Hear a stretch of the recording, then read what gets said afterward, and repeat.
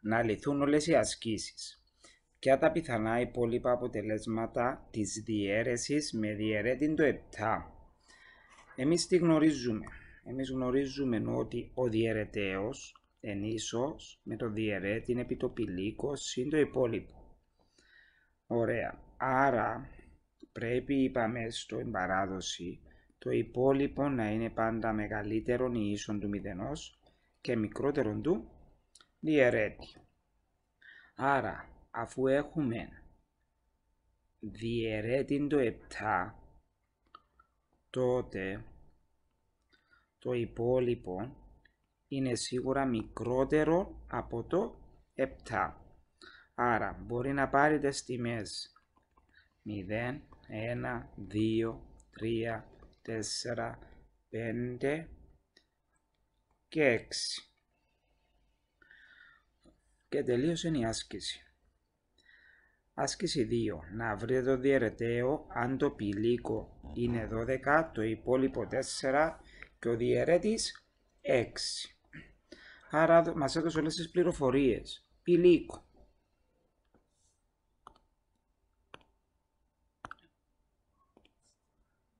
Το πηλίκο είναι 12, το υπόλοιπο είναι 4, ο διαιρέτης 6. Και τι ψάχνω δηλαδή? Το διαιρεταίο. Άρα γράφουμε πάντα τον τύπο μας και έπειτα κάνουμε αντικατάσταση στις τιμές μας. 6 επί 12 συν 4. Το 6 επί 12 μας κάνει 72 συν 4, άρα μας κάνει 76. Ο αριθμός που ψάχνουμε, ο διαιρεταίος, είναι το 76. Πώς ορίζεται η ευκλήδια διαίρεση? Πρέπει να μάθετε τη θεωρία που λέει στο βιβλίο και επίσης πρέπει να του γράψετε δέρτα ίσον δέρτα επί το πηλίκο συν το υπόλοιπο, κόμμα, και ότι το υπόλοιπο είναι μεγαλύτερο ή ίσον του μηδενός και μικρότερο του διαιρέτη. Όμως πρέπει εσείς να γράψετε και τα λόγια που λέει στο βιβλίο σας. Λοιπόν, να βρείτε τις αληθείς προτάσεις. Το 6 διαιρεί το 30. Το διαιρεί 6 φορές το 5 είναι 30, άρα είναι σωστή. Το 5 διαιρεί το 24. Για να διαιρεί ένας αριθμός να διαιρείται από το 5, πρέπει να τελειώνει σε 0 ή 5, άρα δεν τελειώνει. Το 20 διαιρεί το 5, όχι, το 20 δεν διαιρεί το 5, το 5 διαιρεί το 20. Και το δέλτα, το 8 διαιρεί το 64, που το διαιρεί, ναι. 8 φορές το 8 μας κάνει 64, άρα είναι και το δέλτα σωστό. Άσκηση 5. Να εξετάσετε ποιες από τις παρακάτω ισότητας παριστάνουν ευκλήδια διαίρεση. Για να μπορέσω να εξετάσω πρέπει να γνωρίζουμε τη θεωρία. Άρα πρέπει να γνωρίζουμε ότι για να είναι ευκλήδια διαίρεση πρέπει να ισχύει ο ορισμός. Άρα, ποιος είναι ο ορισμός που πρέπει να ισχύει? Δηλαδή, δέρτα ίσον δέρτα επί το πηλίκο συν το υπόλοιπο, όπου το υπόλοιπο είναι μεγαλύτερον ίσον του μηδενός και μικρότερον του δέλτα. Άρα, στο α, 79 ίσον 12 επί 6 συν 7. Δεν θα ελέγξω τους πολλαπλασιασμούς για να δω αν είναι σωστό. Εγώ απλώς ελέγχω ποιο είναι το υπόλοιπο, ποιος είναι ο διαιρέτης, και αφού ναι, το υπόλοιπο είναι μικρότερο από το διαιρέτη, τότε είναι ευκλήδια διαίρεση. Στο δεύτερο, το υπόλοιπο είναι το 2, ο διαιρέτης είναι το 7. Άρα ναι, πάλι ισχύει ότι το υπόλοιπο είναι μικρότερο από το διαιρέτη. Άρα είναι ευκλήδια διαίρεση. Το υπόλοιπο είναι 2. Ο διαιρέτης είναι 2. Τι παρατηρώ? Δεν είναι ευκλήδια διαίρεση, αφού βασικός κανόνας για ευκλήδια διαίρεση πρέπει ο διαιρέτης να είναι μεγαλύτερος από το υπόλοιπο. Η δέρτα. Το υπόλοιπο, αφού δεν έχει υπόλοιπο, είναι 0 και ο διαιρέτης είναι 16. Άρα ναι, ισχύει, το υπόλοιπο είναι μικρότερο από το δέρτα, άρα και αυτή είναι ευκλήδια διαίρεση. Να βρείτε τα σύνολα των διαιρετών των αριθμών.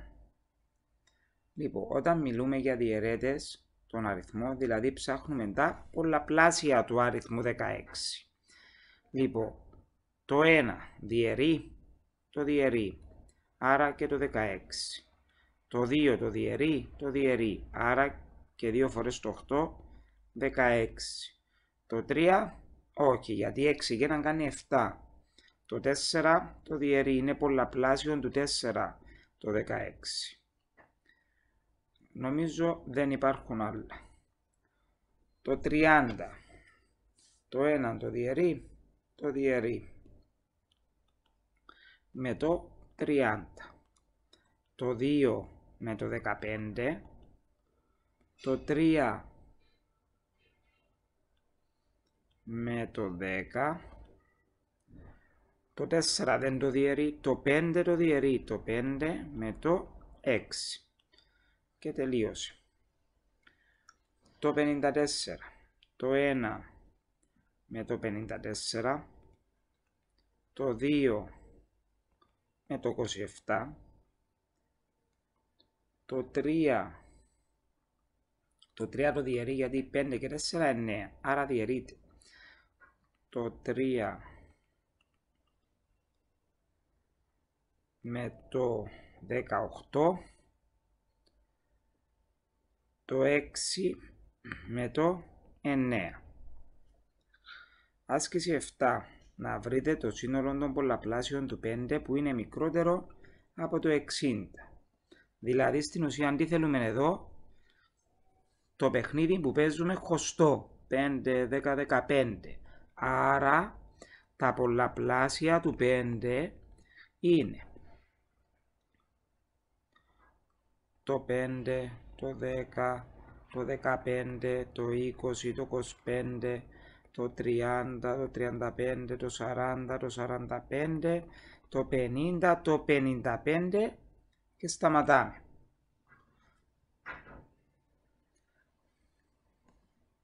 Άσκηση 8. Να γράψετε αν είναι σωστές ή λάθος οι πιο κάτω προτάσεις. Το 1 είναι διαιρέτης του 8, είναι ορθή. Το 1 διαιρεί το 8. 8 δια 1 κάνει 8. Το 0 είναι διαιρέτης του 18. Λάθος. Το 0 δεν διαιρεί κανέναν αριθμό. Το 40 είναι πολλαπλάσιο του 80.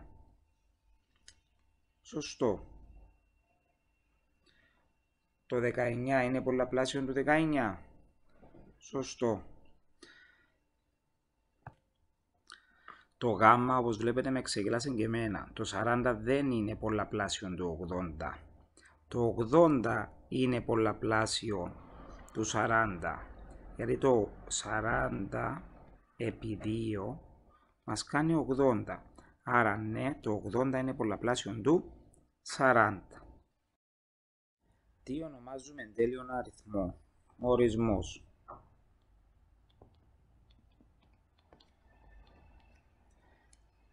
Κάθε φυσικός αριθμός, δηλαδή το 1, 2, 3, 4, 5, 6, το 0 δεν είναι φυσικός αριθμός, λέγεται τέλειος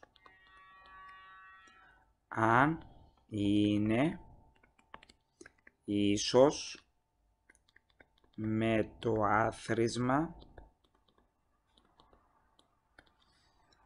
των γνήσιων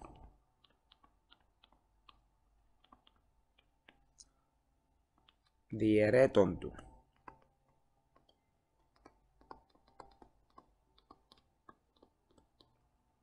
Όταν μιλούμε για γνήσιους διαιρέτες, εννοούμε όλους τους αριθμούς που το διαιρούν εκτός από τον εαυτόν του.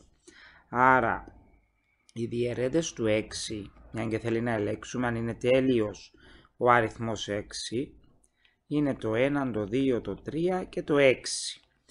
Το 6 όμως δεν θα το λάβουμε υπόψη γιατί θέλουμε τους γνήσιους. Οι γνήσιοι είναι το 1, 2 και 3.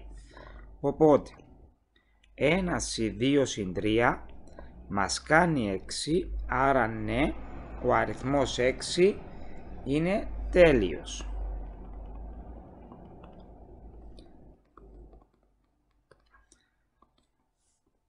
Έπειτα η άσκηση μας ζητάει να γράψουμε τον επόμενο τέλειο αριθμό.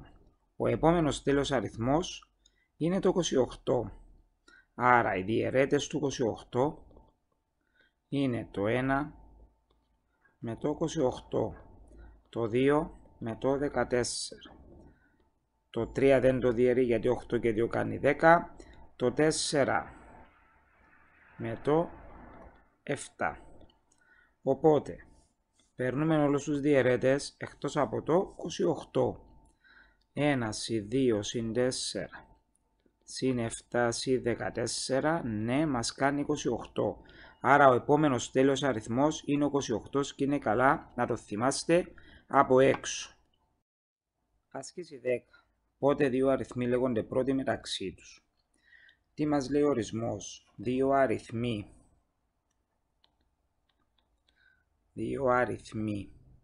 Να τους ονομάσουμε. Α, β. Λέγονται πρώτοι μεταξύ τους όταν ο μέγιστος κοινός διαιρέτης αυτών των δύο αριθμών είναι το 1. Να γράψετε και ένα παράδειγμα. Για παράδειγμα θα πάρουμε τους αριθμούς 7 και 12 και να βρούμε το μέγιστο κοινό διαιρέτη τους.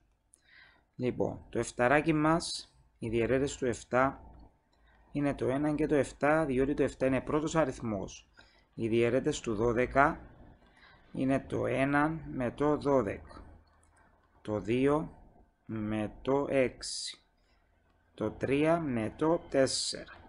Οπότε παρατηρούμε ότι ο μέγιστος κοινός διαιρέτης, τα κοινά δηλαδή, είναι μόνο το 1. Άρα το 7 και το 12 έχουν μέγιστο κοινό διαιρέτη το 1, οπότε είναι πρώτοι μεταξύ τους. Όπως βλέπετε το 12 δεν είναι πρώτος αριθμός. Οπότε για την άσκηση που ζητά τους πρώτους μεταξύ τους δεν είναι κατά ανάγκη οι αριθμοί πρώτοι. Ας δούμε ακόμα ένα παράδειγμα.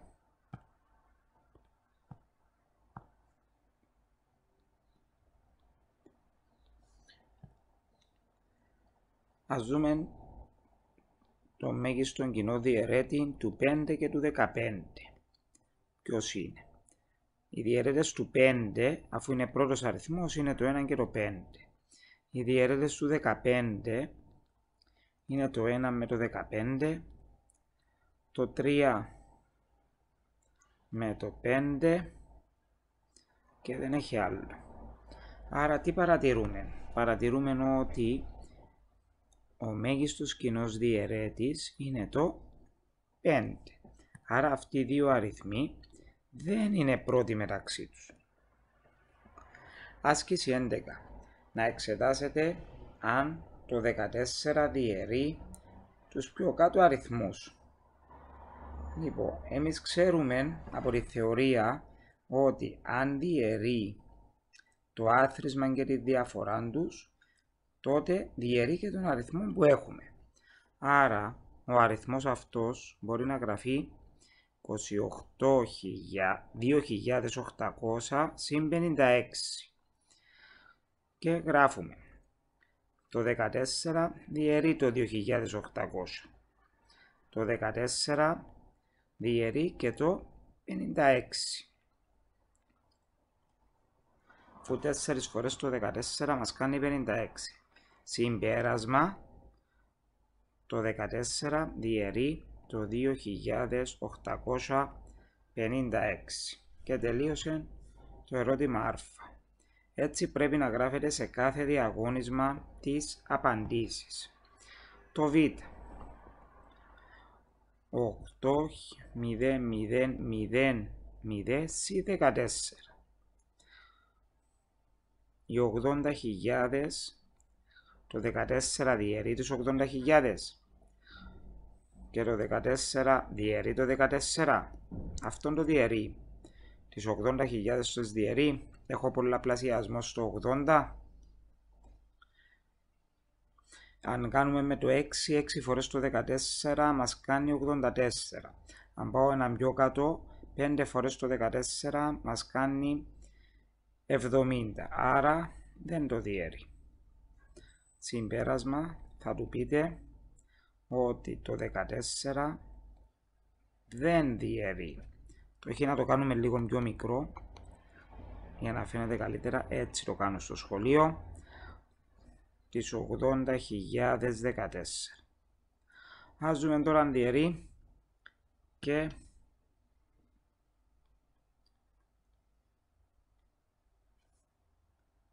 ένα λεπτάκι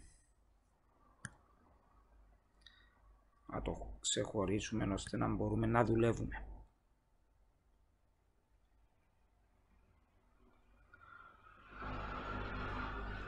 Ωραία. Το γάμμα. Θα γράψουμε το 14 διαιρεί τις 9.000 ή το 96. 9.600. Το διαιρεί το 14 διαιρεί το 10. Όχι, αφού δεν διαιρεί το 10, τότε του λέμε ότι το 14 δεν διαιρεί το 9.610. Άσκηση 12. Να εξετάσετε τα πιο κάτω αθροίσματα και διαφορές αν διαιρούνται με το 23. Λοιπόν, ξέρουμε πάλι ότι αν διαιρούνται τα αθροίσματα και οι διαφορές, τότε θα διαιρείται και το αποτέλεσμα του αθροίσματος και το αποτέλεσμα της διαφοράς. Άρα, γράφουμε το 23 διαιρεί το 46.00. Το 46 το διαιρεί 2 φορές το 23, 46.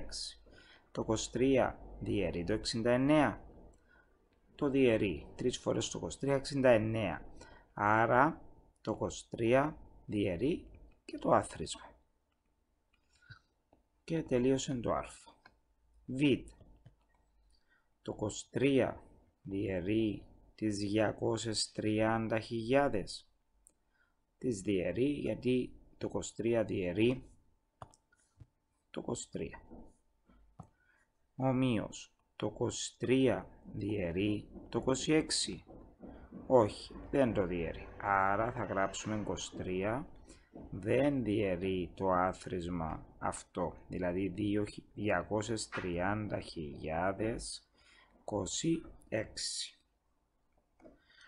Γάμμα. Το 23 διαιρεί το 2.300. Το διαιρεί το 23, όπως βλέπετε διαιρεί το 23 που είναι εδώ. Το 23 διαιρεί το 69. Το διαιρεί. Άρα θα διαιρεί και τη διαφορά. Οπότε το 23 διαιρεί και την διαφορά. Δηλαδή το 2.231. Δέλτα. Το 23 διαιρεί το 69. Το διαιρεί. Πάει 3 φορές. Το 23 διαιρεί το 46. Το διαιρεί. Άρα θα διαιρεί και την διαφορά τους. 6.850